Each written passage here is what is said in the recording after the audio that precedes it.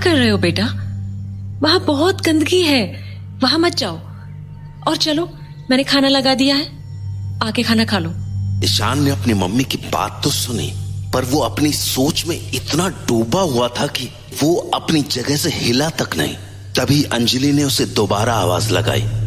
ईशान, आ जाओ बेटा, खाना ठंडा हो जाएगा। क्या कर रहे हो वहां? वो मम्मी, वो कम ना ईशान, मुझे बाहर भी जाना है। हाँ, बाहर कहाँ जा रहे हो आप? थोड़ा काम है बेटा, बस 1 घंटे में आ जाऊंगी मैं। Now come quickly and eat. चलो। तो अपनी मम्मी की बात मानकर ईशान खाना खाने बैठ गया, पर उसके दिमाग में अभी भी यही बात चल रही थी कि आखिर वो म्यूजिक बॉक्स की धुन स्टोर रूम से कैसे आ रही थी। अभी ईशान ने अपना खाना खत्म ही किया था कि अंजलि एक बैग लिए घर से बाहर निकलने लगी। ईशान, मैं आती हूँ, ओके? डरना मत, मैं जल्दी आ जाऊंगी, ओके? आप कहाँ जा रहे हो? कुछ काम है बेटा, मैं बस थोड़ी देर में आ जाऊंगी। फाइन।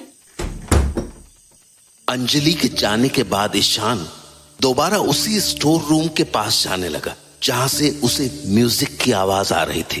तभी उसकी नजर अंजलि के कमरे की तरफ पड़ी, जहां उसका लैपटॉप अब भी वैसा ही पड़ा हुआ था, पर वो शर्ट वहां से गायब हो चुकी थी।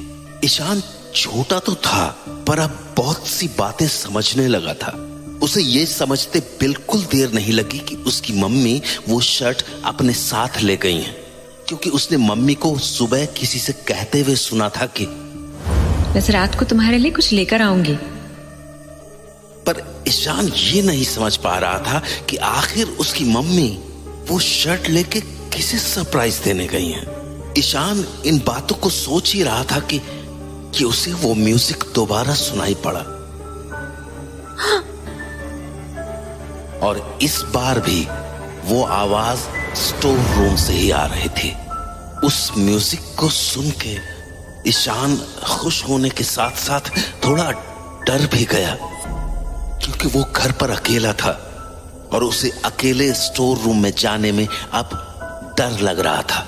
तो बहुत देर तक ईशान ने अपने मन को समझाया, पर जब वो धुन बंद नहीं हुई तो वो उस स्टोर रूम के पास पहुंच गया। पर जैसे ही उसने उस स्टोर रूम का दरवाजा खोला, उसके होश उड़ गए, क्योंकि स्टोर रूम के अंदर कोई खड़ा था।